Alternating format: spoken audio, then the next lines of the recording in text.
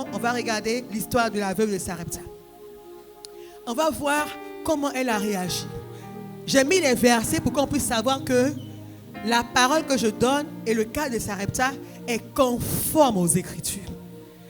Ce qu'elle a fait ne vient pas d'elle-même, mais ça vient des fondements bibliques. Et on a pris le temps de parcourir les Écritures pour qu'on puisse vérifier que ces actions ont été bibliques. Amen. Même si elles étaient dans l'Ancien Testament. Alors, qu'est-ce qu'un prophète? On a dit, c'est vrai qu'il y a le faux et le vrai, mais nous, pour avoir une saine relation et avoir des grâces, on doit discerner quel est le faux et quel est le vrai prophète. Alors, quels sont les fruits qui montrent que quelqu'un est un vrai prophète? Dieu parle à Élie. Dans 1 Roi 17, il dit, lève-toi et va à Sarepta. Donc, un vrai prophète n'est pas envoyé par lui-même. C'est Dieu qui l'envoie. Amen. C'est Dieu qui l'envoie. C'est Dieu qui l'envoie vers toi. La veuve était chez elle dans une situation difficile et Dieu a envoyé le prophète vers elle. Nous, au contraire, nous, on court, on cherche les prophètes partout dans les bizigas. Non. Si tu as une situation que tu es enfant de Dieu, Dieu enverra quelqu'un vers toi. Dieu enverra le prophète, les oins, vers toi. Premier signe, je suis chez moi et Dieu m'envoie quelqu'un. Par rapport à la situation que j'ai, Dieu m'enverra toujours quelqu'un. Dis quelqu'un. Ah, my God. Woo. Dieu enverra parce que Dieu voit ta souffrance. Dieu voit ta situation. Il enverra quelqu'un qui dira allons voir. Il enverra quelqu'un qui va t'aider à la bonne place. Donc toi, je vais dire Seigneur, qui? Dieu a dit qui enverrai-je? Jésus a dit moi.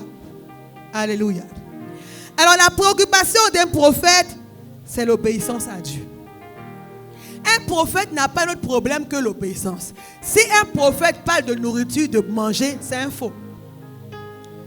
L'intervention d'un prophète dans ta vie est pour te pousser à l'obéissance à Dieu. Rien d'autre. Écoute ceci. Vous les reconnaîtrez à leur fruit. Un vrai prophète viendra dans ta vie pour te pousser à obéir à la parole prophétique et à la parole de Dieu pour libérer ta destinée. Il ne viendra pas prendre ton argent, ni prendre tes pommades. Il viendra pour te pousser dans une relation avec Dieu. La Bible dit que Élie, au verset 10 de 1 Roi 17, il se leva. Un vrai prophète ne raisonne pas. Il ne réfléchira pas. Il fera comme Dieu lui a dit. Élie aurait pu dire, mais Seigneur, mais elle est pauvre. Mais c'est une veuve. Élie se leva. Un prophète est obéissant à Dieu automatiquement.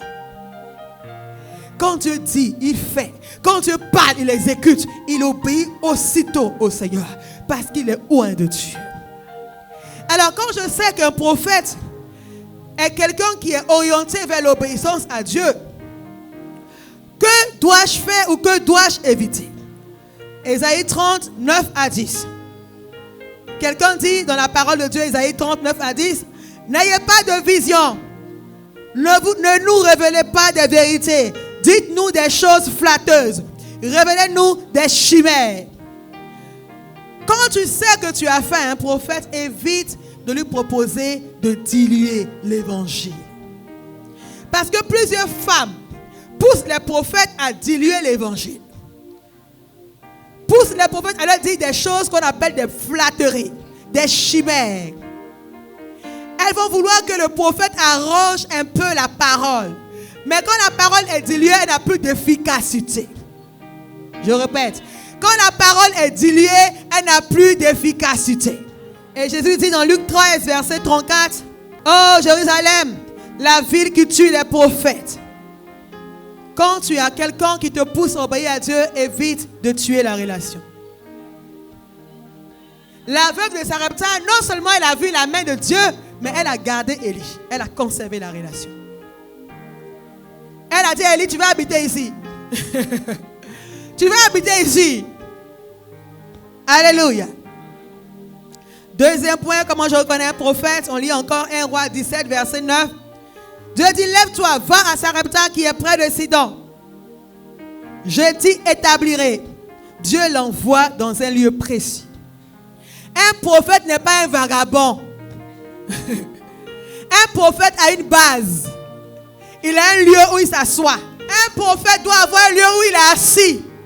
Même un chantre doit avoir un lieu où il est assis. Un chantre qui n'a pas un lieu où il est assis est un meurtrier, est un mercenaire. Un pasteur qui n'a pas un lieu où il est assis est un bandit. Comment je reconnais quelqu'un qui est de Dieu? Il a un lieu où il est assis. Même s'il va partout, il a un lieu où il est assis, où on peut le trouver. Un chantre qui est un oint de Dieu a un lieu où elle est assise. Même si elle est une star, elle a son père, elle a son église, elle a sa chaise et elle sait Dieu dans une église. Donne-moi ton meilleur amen. On n'est pas des vagabonds. On n'est pas des mercenaires. On est pèlerin sur la terre, mais on doit avoir un lieu où on nous nourrit. Et il est parti à Sarepta et il est resté à Sarepta. Parce que Dieu a dit reste à Sarepta. Il s'est assis à Sarepta. Il est demeuré quelque part. On doit avoir un lieu où on demeure. Alléluia. Et est-ce que tu dois faire? Quand tu vois qu'un prophète est vrai, tu ne méprises pas ce prophète, mais tu commences à regarder les fruits en détail. Et le fruit de l'esprit, c'est l'amour, la paix, la joie, la bienveillance. Tu as le droit de regarder les fruits de ton pasteur. Donne-moi ton meilleur amen. Acclame-toi pour le Saint-Esprit. J'ai le droit de regarder les fruits de mon pasteur. Oui, j'ai le droit. Yeah, tu as le droit. Regarde ton pasteur, vois s'il est humble. Si l'orgueil fuit. Dieu n'a jamais donné l'orgueil à quelqu'un. L'orgueil vient de Satan. Nous avons le droit, avant de rester dans une assemblée, de regarder le fruit de ceux qui servent. On a le droit. Vous les reconnaîtrez à leurs fruits, pas à leurs dons, pas à leur prophétie, pas à leur charisme, pas à leur éloquence, pas à leur puissance, pas à leur révélation, mais à leurs fruits. Quand je vois un homme de Dieu orgueilleux, j'ai peur pour lui-même. Je m'inquiète pour son avenir. Je dis, mais Dieu n'est pas orgueilleux. Jésus était humble. Le premier signe orgueilleux qui est où est l'humilité? Toi, tu ne vois pas ça, mais tu crois. Tu crois quoi? Et c'est marrant. Les pasteurs qui sont orgueilleux sont plus respectés que les pasteurs qui sont humbles. C'est bizarre. Vrai ou faux? Non, mais c'est crazy, hein? C'est fou, quoi. Et on a plus peur des pasteurs orgueilleux parce que les hommes là, sont trop humbles. On peut faire ce qu'on veut d'eux. Fais attention. Fais attention. Chacun fait attention. Examinons la vie et soyons honnêtes. Si tu regardes la vie de quelqu'un et que tu vois que la personne a les fruits, sois honnête. Reconnais que la personne est vraie. Sois juste. Reconnais. Troisième point. Élie arrive à Sarepta. Et il voit la veuve et dit, va me chercher de l'eau. J'ai pris le temps un jour d'étudier les différents ministères. Et j'ai compris que chaque ministère a une façon de se comporter. Et j'ai fini par accepter ça. Au lieu de juger, il faut connaître comment Dieu fonctionne avec chaque ministère. Le pasteur n'est pas le prophète. Le docteur n'est pas l'apôtre. L'apôtre n'est pas l'évangéliste.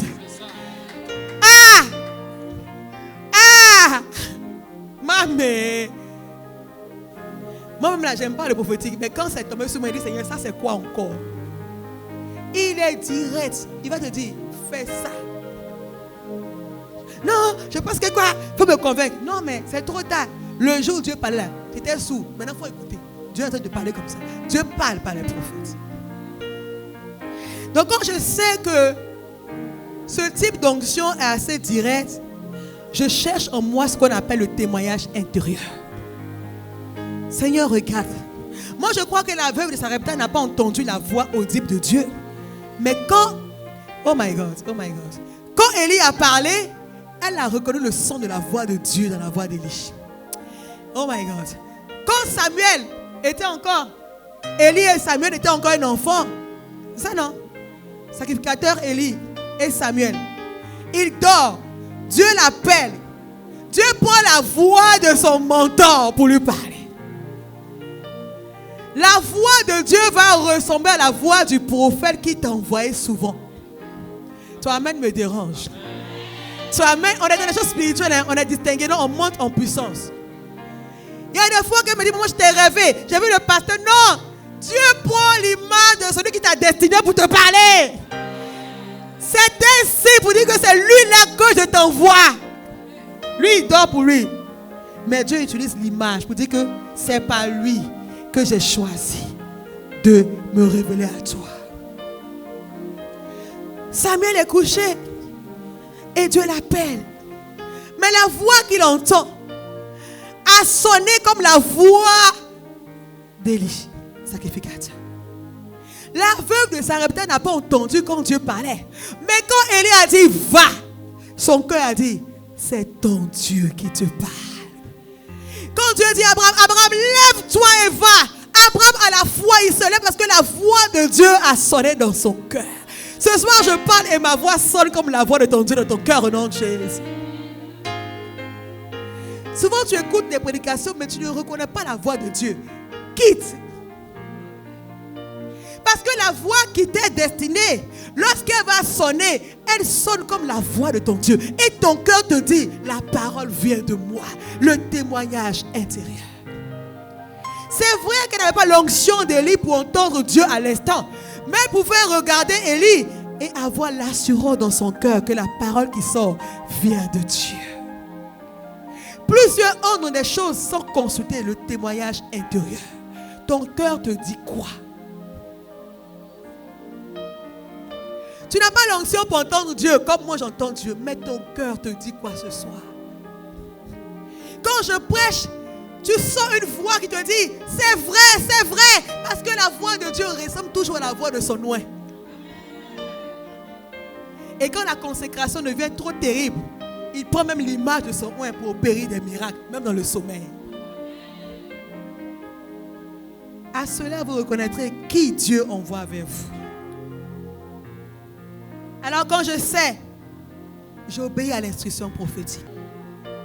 Il y a des choses qu'un prophète va dire, il va même oublier. Fais attention. Fais attention. Il va oublier. Parce que Dieu prend sa bouche et Dieu parle. Après lui, c'est pas que c'est Dieu. Il est parti, pour lui, il est parti. Donc, au lieu de dire, mais pourquoi? Et comme ça, tu pêches contre Dieu. Tu as le droit d'analyser les prophéties.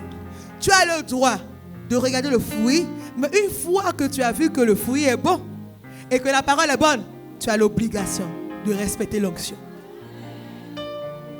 Plusieurs savent que le fruit est bon.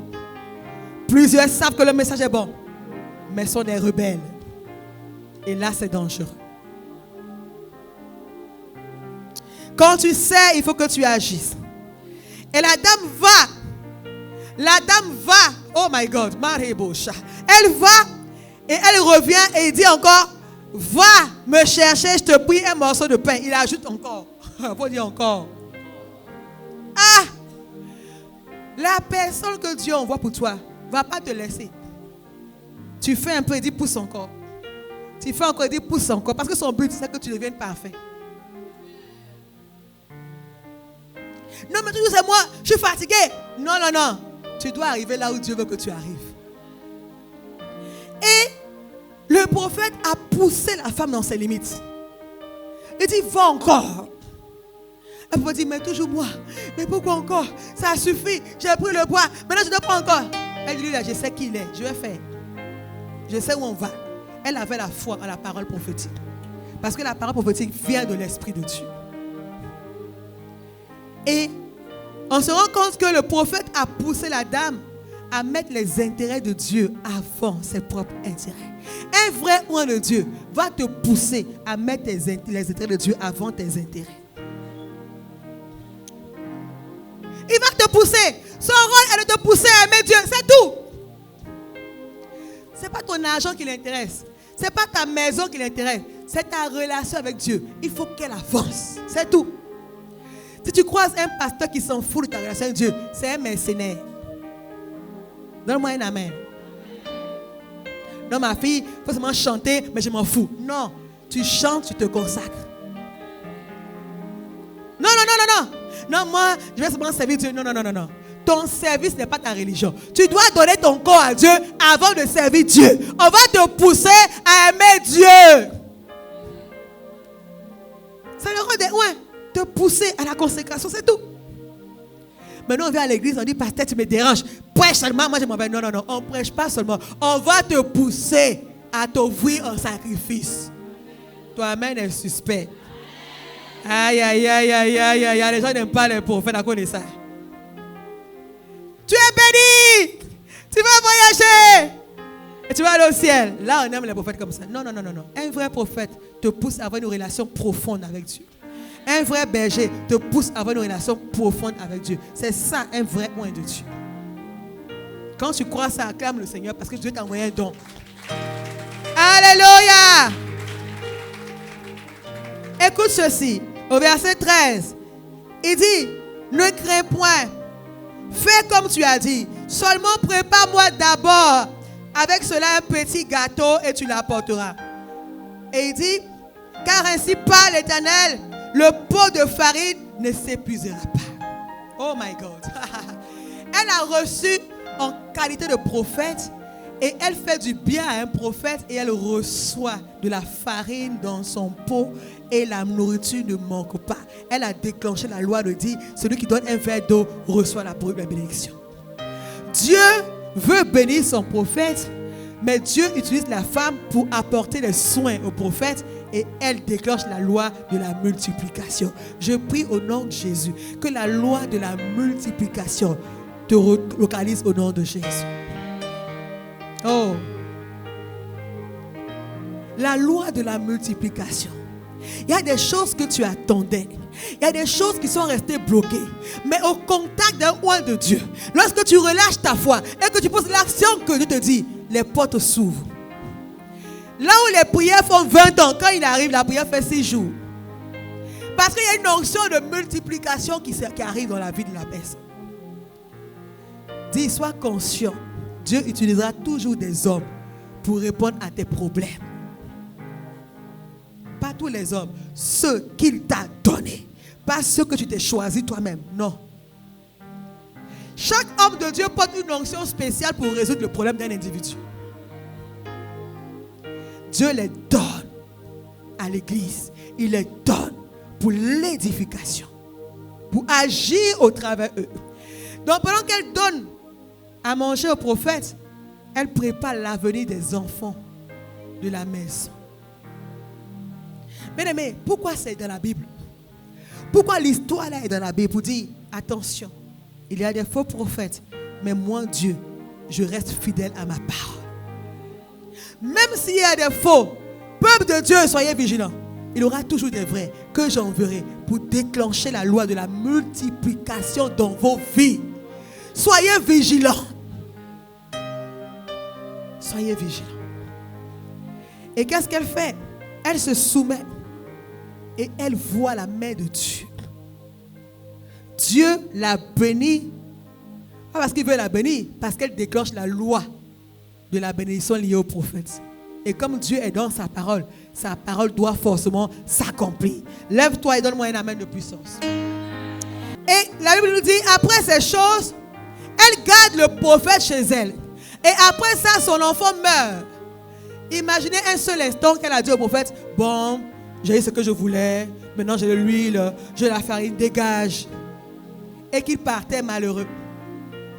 Son enfant meurt. Comment elle allait faire? Elle allait l'appeler. Reviens, prophète, s'il te plaît. En fait, non. En fait, tu sais, il a fait gâteau encore. Il va dire, mange ton gâteau. Ingrate. Tu sais, les chrétiens ont une facilité à haïr ceux que Dieu utilise pour les bénir. Vrai ou faux? Ah! Dieu utilise quelqu'un pour te bénir. Et puis toi, après, tu jettes la personne. Mais quand le prochain malheur arrive, tu vas appeler qui? Lève-toi, si c'est bon, si tu sois sage. C'est malheureux, hein? Qu'est-ce qu'elle a fait? Elle a gardé.